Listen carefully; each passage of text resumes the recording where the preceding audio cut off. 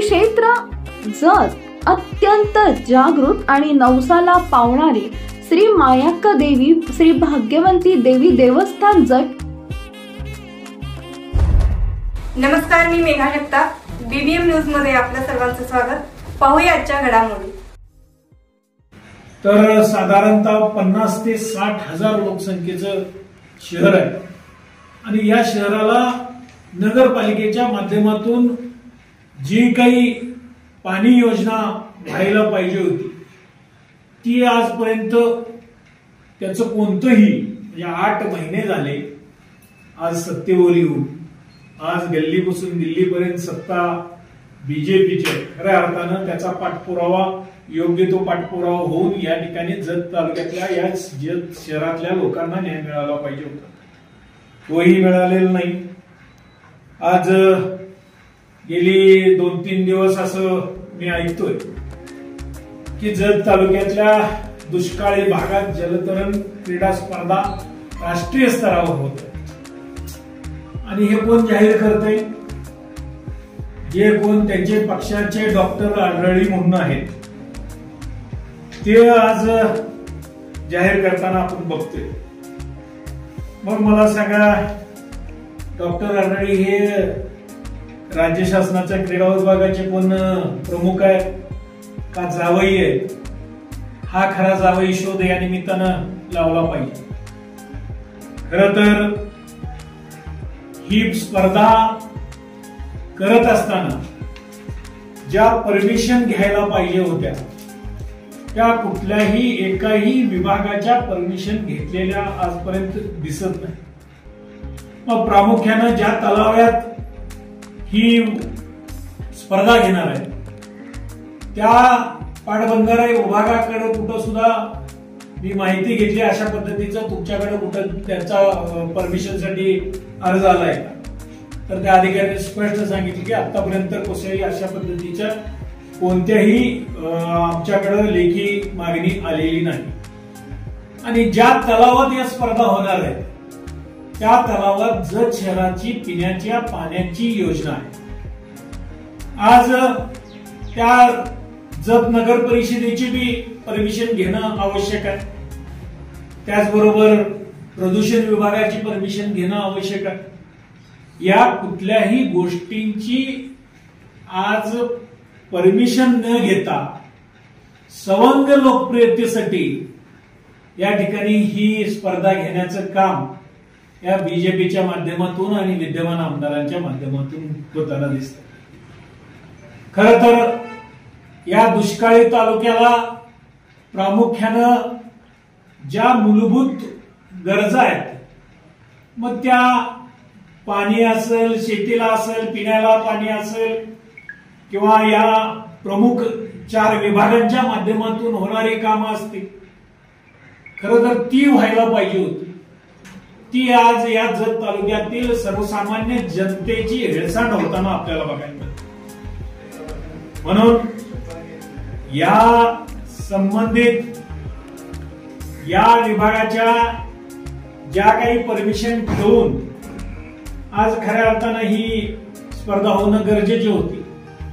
आणि सगळ्यात मेन महत्वाचं, ही स्पर्धा या राष्ट्रीय स्पर्धा घेत असताना खऱ्या अर्थानं त्या विभागातील किंवा त्या मतदारसंघातील लोकांना प्रोत्साहन म्हणून या स्पर्धा घ्याव्याच्या असतात। पण खऱ्या अर्थानं जत तालुक्यात किती जल स्पर्धेत लोक भाग घेतात किंवा खेळाडू तयार होत आहेत, आजपर्यंत या दुष्काळी तालुक्याला पाण्यासाठी वनवन फिरावं लागलं आणि तिथं आज या जलतरण स्पर्धा खरं तर ह्या हास्यास्पद गोष्ट आहे। म्हणून या जनते जे सत्तेवर येताना, निवडून येताना जे काही तुम्ही आश्वासन दिली त्या आश्वासनं आज गेल्या 8 महिन्यात कोणतीही त्याच्यावरची कारवाई आज दिसून येत नाही। ती पहिल्यांदा करण्यात यावी। त्याचबरोबर जे काही आमच्या जत तालुक्यात इलेक्शनच्या काळात उमदीमध्ये MIDC होईल, त्याच्या संदर्भातल्या या 8 महिन्यात जी काही पाठपुरावा केला याचं विश्लेषण करावं. त्याचबरोबर जत तालुक्यात आरटीओ ऑफिस आलं, आनंदाची गोष्ट आहे. पण खऱ्या अर्थानं या दुष्काळी तालुक्यातल्या सर्वसामान्य जनतेला आरटीओ ऑफिस येऊन त्यांच्या मूलभूत गरजा संपणार आहेत का, हा खरा प्रश्न. आज मी मगाशी सांगितल्याप्रमाणे शहराच्या बाबतीत ज्या काही जो प्रमुख हायवे गेलेला आहे त्या हायवेच्या डिवायडरच्या संदर्भात खरं तर प्रामुख्यानं लवकरात लवकर तो डिवायडर पूर्ण होणं गरजेचं. आज 2019 ते 2024 या कालावधीमध्ये जी काही कामं मंजुरी झाली, ज्या काही या मतदारसंघातल्या लोकांच्या अडीअडचणी सोडवण्यासाठी जो काही निधी मंजूर झाला, त्या माध्यमातून पाणी पुरवठा असेल, रस्ते असतील, जे प्रत्येक गावातले सभामंडप असतील, अशा वेगवेगळ्या पद्धतीची जी कामं झाली त्यांच्या कामांचं बिल अडवण्यात सुद्धा या ठिकाणी अशा पद्धतीचा याचा सत्तेचा गैरवापर या ठिकाणी होतो. अशा वेगवेगळ्या पद्धतीच्या ज्या काही आश्वासनं दिली ती खरं तर आश्वासनं पूर्ण करणं गरजेचं होतं. पण या 8 महिन्याच्या कालावधीमध्ये तशा पद्धतीचे कुठलीही कारवाई होताना दिसत नाही. ही आज या जत तालुक्यातल्या लोकांची शोकांतिका.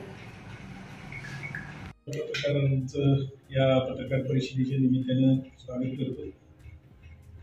जत विधानसभा मतदारसंघ विधानसभेची निवडणूक होऊन गेले 8 महिने झाले आणि या 8 महिन्याच्या कालावधीमध्ये ज्या अपेक्षेनं या तालुक्यातील जनतेनं मोठ्या प्रमाणावर मताधिक्य करून भाजपला या ठिकाणी निवडून दिले. गेल्या 8 महिन्याच्या कालावधीमध्ये कोणतीही जनतेचे प्रश्न सुटताना दिसत नाही. जे इलेक्शनच्या काळात मोठी आश्वासनं या जतच्या जनतेला दिली होती, किंबहुना गाजर दाखवण्यात आलं होतं, त्याची कोणतीही पूर्तता किंवा त्याचा पाठपुरावा होताना आजपर्यंत दिसत नाही. आज जत तालुक्यातले विविध प्रश्न आज या जत तालुक्यातील सर्वसामान्य जनतेला आज समोर जाताना जावं लागतंय. पण त्या जनतेचे प्रश्न कुठलेही सुटले जात नाहीत अशी परिस्थिती. तो शिक्षण असू दे, आरोग्य असू दे, महसूल असू दे, कृषी असू दे, हे 4 प्रमुख या सर्वसामान्य लोकांच्या या विभागाकडे अडीअडचणी आहेत. शिक्षण विभागाकडे बोलायला गेलं तर अजून सुद्धा जवळजवळ 350 शिक्षक आज या निमित्तानं त्यांचा वेकन्सी आपल्याला दिसून येते. पण हे प्रामुख्यानं शिक्षक भरली गेले पाहिजेत.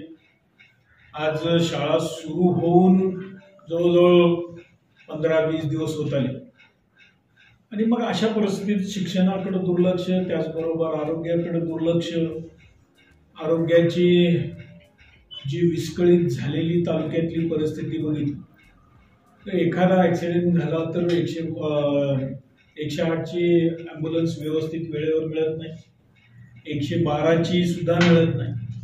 अशा प्रकारे या तालुक्यातल्या लोकांना आरोग्याच्या समस्याला सुद्धा आज तोंड द्यावं लागतंय. त्याचबरोबर महसूलच्या ज्या काही प्रामुख्यानं बांधावरचे रस्ते असतील किंवा 5 प्रमाणे रस्ते असतील, अशा परिस्थितीच्या रस्त्यांची निकाली सुद्धा लवकरात लवकर होईना. जे आज कृषी विभागात बोलायचं झालं तर कृषी विभागातल्या त्या विभागाकडनं ऑनलाईन बी बियाणांच्या माध्यमातून ऑनलाईन झाल्यानंतरच ते बी बियाणं मिळेल अशी अट घालण्यात आली. खरं तर जत सारख्या मोठ्या दुष्काळी तालुक्यातल्या या तालुक्यातला विस्तार जर बघितला तर कुंडीच्या आणि सोनलगीच्या आणि कोणत्याही बोर्डाच्या माणसानं इथं येऊन ऑनलाईन करायचं हे कितपत योग्य आहे हे आज या प्रशासनाला माहिती करून देणं गरजेचं होतं। आज मागेल त्याला बियाणं बांधावर मिळालं पाहिजे, मागेल त्याला खत बांधावर मिळालं पाहिजे। आज अजून सुद्धा या तालुक्यात जवळजवळ 30-35% पेरण्या अजून बाकी आहे। आज खत वेळेवर त्यांना त्या विभागाच्या लोकांना सुद्धा निवेदन देणार आहे। जर अशाही परिस्थितीत जर ती स्पर्धा झाली तर संबंधित नगर परिषद, संबंधित पाटबंधारा विभाग या लोकांच्यावर गुन्हे दाखल करणार काय, हा एक प्रश्न आहे। जरी याच्यातून जर नियम डावलून झाली यांच्यावर खऱ्या अर्थानं संबंधित विभागामार्फत फौजदारी दाखल करावी लागते। ती करण्यास आम्ही योग्य तो त्यांच्यावर आम्ही दबाव। नमस्कार सर्वांना, जय भीम। जत तालुक्यात ज्या स्पर्धा होणार आहेत 4 ते 7 मध्ये सदर स्पर्धेची आम्ही माहिती अधिकार संघटनेमार्फत माहिती घेतली की नक्की स्पर्धेचा आयोजक कोण आहे। तर माहिती अधिकाराखाली आम्हाला जी माहिती मिळाली, या स्पर्धेचे आयोजक सांगली जिल्हा association for canoeing and kayaking ही खाजगी संघटना आहे, ही खाजगी रजिस्टर्ड संघटना आहे। ह्या संघटनेमार्फत त्या स्पर्धा आयोजित केली। जी जाहिरात भारतीय जनता पार्टीने चालवली आहे की राज्यस्तरीय स्पर्धा वगैरे अशी कोणतीही राज्यस्तरीय स्पर्धा नाही। त्या संदर्भातली माहिती आम्ही जिल्हा क्रीडा अधिकारी किरण बोरवडेकर यांना फोनवरून घेतली की क्रीडा विभागाचा या स्पर्धेशी काही संबंध आहे का। तर क्रीडा विभागाचा या स्पर्धेशी काहीही संबंध नाही। मग क्रीडा विभागाची काय संबंध आहे तर क्रीडा मंत्री या कार्यक्रमाला दत्ता भरणे या कार्यक्रमाला अनऑफिशियली यायला कसं, कारण हा एक अर्ज केलाय त्यांनी फक्त त्या असोसिएशनने सांगली पाटबंधारे विभागाकडे। सांगली पाटबंधारे शाखा सांगली यांच्याकडून सदर कार्यक्रमाला अजून तरी रितसर परमिशन मिळालेली नाही। ही आतापर्यंतची सर्वात जी खरी माहिती आहे ती आपण तिथं उघड करतोय की एक अर्ज केलाय। सदर कार्यक्रम घेण्यासाठी पाटबंधारे विभागाची एनओसी लागते, जत नगर परिषदेची एनओसी लागते, महाराष्ट्र प्रदूषण नियंत्रण मंडळ यांची एनओसी लागते। असे बरेचसे विभाग आहेत। तलाव ही काय तुमची खाजगी मालमत्ता नाही। इथं 50,000 लोकांच्या पिण्याच्या पाण्याचा प्रश्न आहे। आमची या संदर्भात माहिती अधिकार संघटनेमार्फत आम्ही अपील दाखल करणार आहोत। जर स्पर्धा झाली आणि जर विना परमिशन झाली तर जत नगर परिषदेचे मुख्य कार्यकारी अधिकारी श्री लक्ष्मण राठोड यांना आम्ही विचारले केला तरी उडवडीची उत्तरं दिली। आता ते उडवडीची उत्तरं का देऊ शकतात हे तुम्हाला माहिती आहे, ते कोणाच्या मार्फत आले आहेत काय हे सर्व शुद्ध आहे, सर्व ज्ञात आहे। तर लक्ष्मण राठोड यांच्यावर गुन्हा नोंद होणं अपेक्षित आहे जर त्यांनी या कार्यक्रमाला मज्जाव केला नाही। कारण जरी मॉनिटरिंग अथॉरिटी पाटबंधारे विभागाचं इरिगेशन असेल पण ते इम्प्लिमेंटेशन करण्याचं काम जत म्युनिसिपल कॉर्पोरेशनचं आहे। मग जत म्युनिसिपल कॉर्पोरेशन जबाबदारी झटकू कसं शकते। जर उद्या प्रदूषणाचा प्रश्न झाला तर ह्याला एमपीसीबी कारणीभूत असेल, जत म्युनिसिपल कॉर्पोरेशन कारणीभूत असेल, तसेच इरिगेशन डिपार्टमेंट कारणीभूत असेल। ज्योती देवकर ज्या सांगलीच्या पाटबंधाऱ्याचे ज्या मेन इन्चार्ज आहेत त्यांच्याशी संपर्क करण्याचा प्रयत्न केला, त्यांनी ही कार्यक्रमाला परमिशन दिली नाही। आणि आमच्या माहितीप्रमाणे शासकीय तलावात खाजगी स्पर्धा आयोजित करण्यासाठी कोणतीही तजवीज किंवा तरतूद अशी राज्य सरकारच्या शासन निर्देशाप्रमाणे दिली नाही। मग हे जी सांगली जिल्हा association for canoeing and kayaking जी संस्था किंवा संघटना आहे हे कोणत्या आधारावर असं जाहीर करत आहेत की ही राज्यस्तरीय क्रीडा स्पर्धा आहे। जत तालुक्यात किती क्रीडा म्हणजे जलक्रीडा करणारे लोक आहेत, किती बोटिंग करणारे किती लोक आहेत, हा संशोधनाचा विषय आहे। मग ही स्पर्धा कशासाठी तर जत तालुक्यातल्या मुख्य प्रश्नांशी ज्वलंत प्रश्नांपासून लक्ष हटलं पाहिजे आणि हा थोडक्यात हा करमणुकीचा खेळ आहे। ही काय राज्यस्तरीय स्पर्धा नाही। क्रीडा विभागाच्या या स्पर्धेशी काही दुरान्वय संबंध नाही। जर ही स्पर्धा झाली आणि क्रीडा विभागाचे क्रीडा अधिकारी आले आणि जर त्या म्युनिसिपल कॉर्पोरेशनची स्पर्धा होऊ दिली तर लक्ष्मण राठोड यांच्यावर गुन्हा नोंद व्हायला पाहिजे, तसेच सांगली पाटबंधारे शाखा यांच्यावर गुन्हा नोंद व्हायला पाहिजे असं आम्ही माहिती संघटनेमार्फत आवाहन करतो। आणि जर समजा झाल्यास तरी ह्याच्या विरोधात कंझ्युमर कोर्टात ग्राहक न्यायालयात आम्ही जाण्याची तयारी ठेवली आहे। धन्यवाद। मी प्रकाश कृष्णा वानमाने, जत नगर परिषद हद्दीमध्ये राहणारा एक नागरिक आणि ज्या गिरनाळ तलावामध्ये आता 4 तारखेला ज्या बोटिंगच्या स्पर्धा आयोजित केलेल्या आहेत त्या तलावामध्ये माझी 54 एकर जमीन त्या तलावामध्ये पीडित क्षेत्रामध्ये गेलेले आहे। असा एक पीडित त्या तलावाचा प्रकल्पग्रस्त हा शेतकरी आहे आणि मला हे कळेना की जत शहराला पाणी पुरवठा करण्यासाठी महाराष्ट्र शासनानं तो तलावा रिझर्व केलेला आहे. म्हणजे त्या तलावातलं पाणी पिण्यासाठी, शुद्ध पाणी जत शहरात राहणाऱ्या नागरिकाला पिण्यासाठी मिळावं, हा उद्देश त्या शासनाचा आहे आणि ती पाणी रिझर्व केलेलं आहे आणि ही जवळजवळ सगळ्यांना माहित आहे. मग आज मी मगाशी बातमीमध्ये बघितलं की ह्या स्पर्धेचे आयोजक कोण आहे, तर त्याच्यात म्हणजे असं बातमीमध्ये असं आम्हाला समजलं की डॉक्टर आरळींनी ते स्पर्धा आयोजित केलेली आहे. तर मला असं म्हणायचं आहे की डॉक्टर आरळींचा व्यवसाय डॉक्टरचा, हॉस्पिटल, त्यांनी पेशंट तपासायचं काम आहे त्यांचं, आणि हे सगळे धंदे सोडून बोटिंगच्या स्पर्धा आयोजित करण्यापाठीमागचा त्यांचा उद्देश काय, नक्की त्यांचा काय हेतू आहे.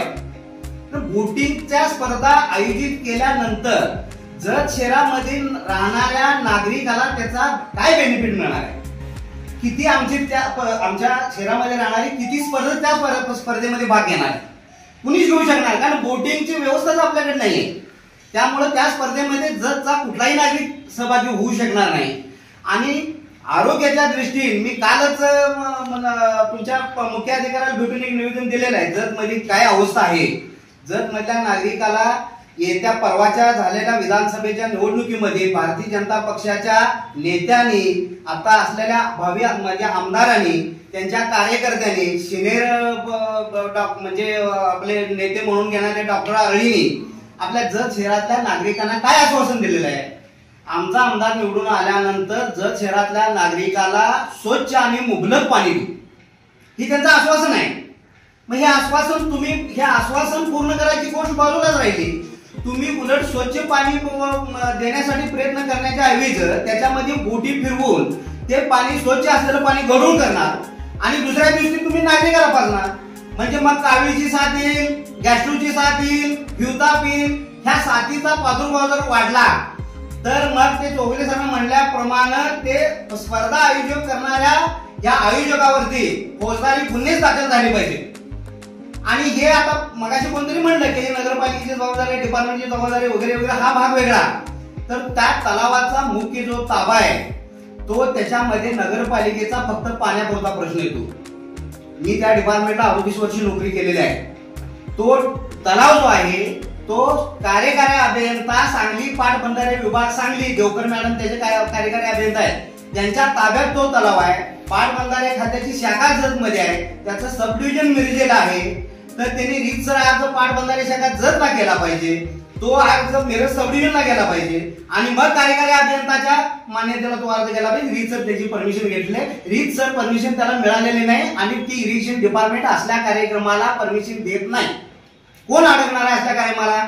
आणि मला त्यांना दुसरा प्रश्न आहे, तुम्ही ही स्पर्धा आयोजित केली, स्पर्धा आयोजित करत असताना तिथे सगळ्या सुख सोयी तुमच्या उपलब्ध आहेत का. एखाद्या होडीची दुर्घटना झाली किंवा तिथं काय कोण माणूस जखमी झाला किंवा काय झालं, तिथं जर काय घडलं तर ह्याच्या आपत्कालीन व्यवस्था करण्यासाठी तुमच्याकडे काय तिथे व्यवस्था आहे का. कुठल्याही प्रकारची काही व्यवस्था नाही. मग तिथं आरोग्य डिपार्टमेंटची व्यवस्था पाहिजे, बाकीची सगळी व्यवस्था पाहिजे. आलेल्या लोकांना तिथं समजा सगळी लोक तिथे एकत्रित जमली, तिथे मोठा पाऊस चालू झाला, तुम्ही काय तिथे निवारा शेड उभा केले का, काही नाही. आज तिथे सिनियर सिटीजन तिथे ते स्पर्धा बघायला येतील. मग मोठा पाऊस चालू झाला, धावपळ चालू झाली, पळताना कोणाला अटॅक आला, कोण पडला, कोण जखमी झाला, याची जबाबदारी कोण घेणार आहे. म्हणून ह्या आयोजकांनी हे कुठल्याही प्रकारची तजवीज न करता, कुठल्याही प्रकारचं नियोजन न करता आणि जगभरच्या नागरिकाला किंवा इतर सर्वच नागरिकांना विश्वासात घेऊन ही स्पर्धा आयोजित करणं गरजेचं होतं. पण कुठल्याही प्रकारचं कुणालाही आश्वासन न घेता ही बेकायदेशीर स्पर्धा आयोजित केलेली आहे. या स्पर्धेचा जत तालुक्यातल्या कुठल्याही नागरिकाला काही मात्र त्याचा फायदा होणार नाही. ही स्वतःला प्रसिद्धी मिळवण्यासाठी स्पर्धा आयोजित केलेली आहे आणि ह्या कार्यक्रमाचं बक्षीस वितरण करण्यासाठी महाराष्ट्राचे क्रीडा मंत्री, युवक कल्याण मंत्री यांना तुम्ही निमंत्रित करताय. अहो दत्तामामा भरणेंना माझं एक शेतकरी म्हणून जाहीर आव्हान आहे, तुमच्या शासनानं, तुम्ही क्रीडा मंत्री आहे, जत तालुक्यामध्ये पर्यटन स्थळ निर्माण करा. आज अंबाबाईच्या मंदिरामध्ये तुम्ही तिथं सुखसोयी द्या, तिथं एखादी रेस्ट हाऊस बांधा, तिथे गेलेल्या लोकांना राहण्याची व्यवस्था करा, खाण्याची व्यवस्था करा, थांबण्याची कॅन्टीन करा. तसं गिरनार तलावावर तुम्ही काही न करता कुणीतरी स्पर्धा घ्यायचा आणि त्याचं बक्षीस वाटण्यासाठी महाराष्ट्राच्या क्रीडा मंत्र्याला बोलवायचं, हे आपलं सर्वांचं दुर्दैव आहे. म्हणून माझी क्रीडा मंत्र्यांना जाहीर आव्हान आहे, तुम्ही पहिल्यांदा गिरनार तलाव हा पर्यटन स्थळ म्हणून जाहीर करा आणि त्या तलावावर स्पर्धा घेण्यापूर्वी तिथं त्या सुखसोयी निर्माण करा. तिथं आल्या गेलेल्या लोकांना, पर्यटनासाठी आलेल्या लोकांना थांबण्याची, राहण्याची, खाण्याची, पिण्याची, आरोग्याची काळजी घेण्यासाठी सगळ्या सुखसोयी तुम्ही द्या आणि मग तुम्ही अशा स्पर्धा घ्या आणि मग आम्ही जत तालुक्याच्या वतीनं तुमचं हार घालून स्वागत करतो आणि अशा स्पर्धा घ्यावं. आमची कुठल्याही प्रकारची काय हरकत राहणार नाही. एवढंच बोलतो, थांबतो. बातमी आणि जाहिरातीसाठी आमच्या चॅनलला लाईक आणि सबस्क्राईब करा. धन्यवाद.